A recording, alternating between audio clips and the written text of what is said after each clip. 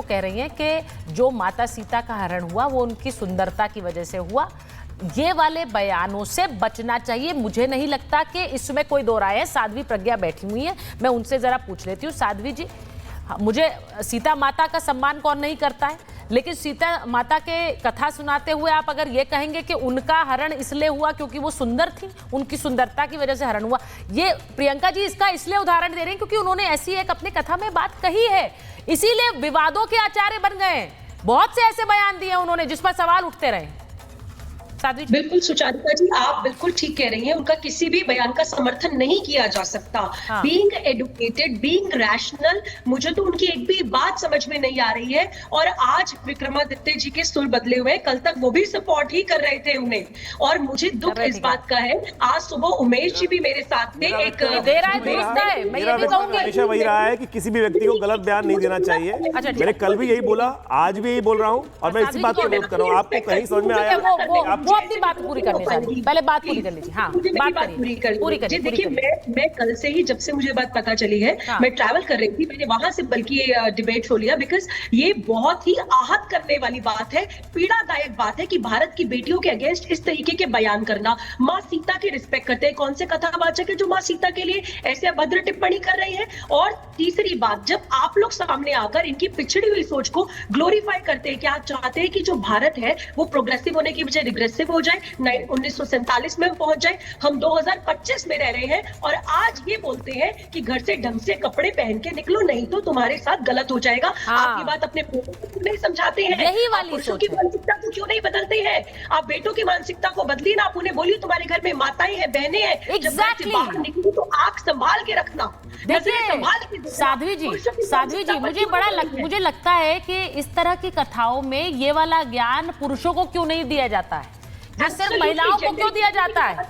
ये महिलाओं के लिए ज्ञान है, पुरुषों के लिए नहीं है। जेंडर जस्ट सोसाइटी बनानी है, जेंडर इक्वालिटी की बात होनी चाहिए। मैं तो दोनों जेंडर्स की बात कर रही हूँ। आज दो केसेस सामने आए, एक महिला ने खाई से धक्का दे दिया, दूसरा ब्लू ड्रग। अरे इतना पॉपुलर कर दिया आपने, सदियों से महिलाओं के साथ प्रताड़ना होती आई है, उसका क्या आज जाके महिलाओं को अवसर मिला है? आप अपने घर से बाहर निकल रही हैं। You are a very good anchor, I appreciate you. लेकिन अनिरुद्धाचार्य जी कहते हैं महिलाओं को नौकरी नहीं करनी चाहिए, घर में बच्चों को यही डॉक्टर कक्कर कह रहे थे अभी। क्या उनका साथ देंगी?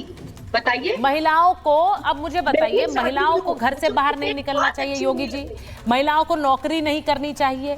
मेरा डर इस बात का है कि जो लोग इन्हें सुनने जा रहे हैं, मैं फिर उसी बात पर आ रही हूं प्रियंका जी, जो लोग इनको सुनने जा रहे हैं, अगर वो इस ज्ञान को अपने जीवन में अमल में लाने लगेंगे तो समस्या किसके लिए खड़ी हो जाएगी प्रियंका जी? कमाल की बात तो ये है कि सबसे ज्यादा सुनने वाली भी महिलाएं हैं, जहां पर वो इतने लाखों महिलाओं के बीच में ये बातें बोल रहे हैं। मैं तो कहती हूँ उन सारी महिलाओं को विरोध करना चाहिए, क्योंकि आपको हमारी सरकारें कितना काम कर रही हैं, बेटी बचाओ बेटी पढ़ाओ, लेकिन जब पढ़ लिख करके वो नौकरी करने जाते हैं तो ऐसे ही जो साधु के भेष में और एक कथावाचक के भेष में लोग को भड़काते हैं और ये कहते हैं कि आप महिलाओं के साथ साथ, देखिए मैम, मैं तो ये कहूंगी महिलाओं के साथ साथ बहुत जरूरी है पुरुष भी उसी स्वर में इसका विरोध करें। देखिए सिर्फ महिलाओं से नहीं होगा, जब हम इक्वालिटी की बात करते हैं, अब अगर डॉक्टर कक्कर जोर जोर से चिल्लाकर इसका विरोध कर रहे हैं, उनकी आवाज आपके साथ मिलेगी तो उसका प्रभाव ज्यादा होगा। मैं सिर्फ ये कहना चाहती हूँ। और एक चीज और, आप ये कहते हैं कि लिव इन के अंदर, अरे लिव इन के अंदर अगर महिला है तो पुरुष भी तो है। आप पुरुष के ऊपर क्यों टिप्पणी नहीं करते हैं? बहुत आसानी नहीं करते हैं महिला का करेक्टर असोसिएशन करने में। अच्छा ठीक है, अब जरा योगी जी के पास जा रही हूँ। योगी जी, वो अभी उन्होंने आचार्य जी आपके लिए भी कहा कि आप कल सुर बदले हुए थे, आप बदल गए। अब अगर आप बदल गए हैं, नहीं मैं तो ये कहूंगी देर आए दुरुस्त है, अगर आप बदल गए हैं, आपने लोगों पर प्रभाव देखा, आप बदल गए तो ये बहुत अच्छी बात है। अगर आप मैंने कभी किसी प्रकार से किसी का सपोर्ट नहीं किया, मैंने कल भी यही बात बोली कि कोई भी बयान इस प्रकार का भारतीय सनातन संस्कृति का हो ही नहीं सकता है। किसी व्यक्ति ने स्वयं कहा है तो उसका पूरी तरह से विरोध किया जाना चाहिए। मेरा सस्वर सेम ही था, लेकिन वास्तविक तौर पर एक बात समझने की है कि इस देश के अंदर इतना भयावह वातावरण इस वक्त बना हुआ है कि जो मॉडर्न एजुकेशन के नाम पर जो हो रहा है वो पूरी तरह से हमारे देश के वातावरण को बिगाड़ रहा है। आप मुझे बताइए, चाहिए? अभी बात उठ रही है लिव इन रिलेशनशिप की। लिव इन रिलेशनशिप क्यों चाहिए भाई? लिव इन रिलेशनशिप क्यों चाहिए? क्यों चाहिए? देखिए, चाहे आदमी है चाहे पुरुष है, दोनों का विरोध किया जाना चाहिए। क्यों संस्कार विहीन कर रहे हो देश को भाई? आप बताइए, जो लोग लिव इन में रहते हैं उनके घर वालों के हालात जाके देखो। मैं उनको देखता हूं, डॉक्टर कक्कड़ अगर बहुत सारे केस देखते होंगे तो जाके उन केसेस को देखें कि उन जो लिव इन रिलेशनशिप में रह रहे हैं उनके माता पिता का हाल क्या है, किस प्रकार का हाल होता है और क्या बाद में उन लोगों की स्थिति होती है। प्रियंका जी एक सेकंड, ठीक है। अब आचार्य जी, आपने जो सवाल किया, आपने जो बात कही, उससे ऐसा लगता है कि आपने कहा कि भाई जो लिव इन में रहते हैं उनके माँ बाप पर क्या बीतती है हम देख रहे हैं। तो आपने ये नहीं सोचा कि उन लड़कियों, उन माँ बाप पर क्या बीत रही होगी जिनकी लड़कियों के लिए आपने इस तरह के बयान दे दिए कि वो 4 जगह मुंह मार रही है?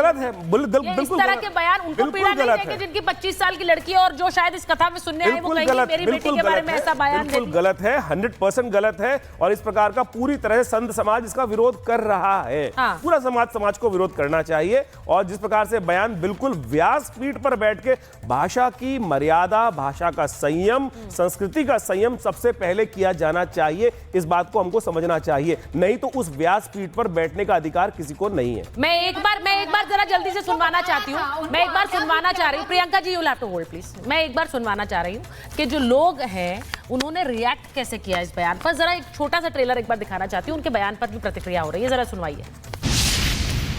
आपसे पूछूं कि लड़कों के लिए अगर हम सेम यही क्वेश्चन पूछ ले तो आप क्या जवाब दोगे? और किस वेद में ये लिखा है 25 तक उनका कैरेक्टर सही नहीं रहता? तो उनके नाम के आगे जो आचार्य लगा है ना, उसका बहुत महत्व है। हमारे पुराणों में हम आचार्य उनको कहते थे जो हमारे समाज को शिक्षित करते थे।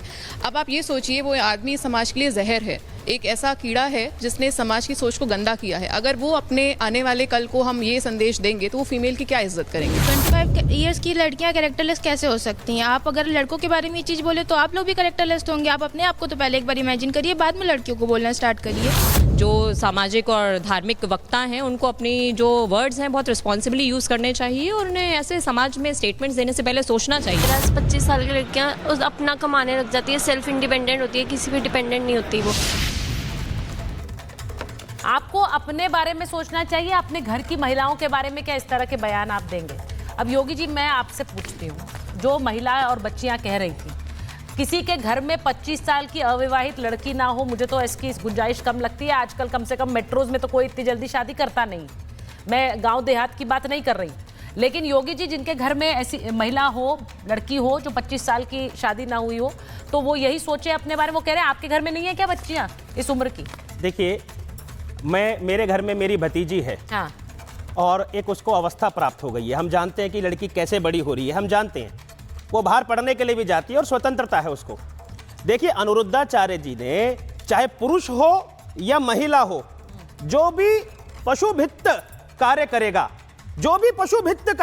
चाहे वो महिला हो या पुरुष हो, ये उसके विरुद्ध बोला है, हम यहाँ महिलाओं का विरोध करने के लिए थोड़ी आए हैं भाई।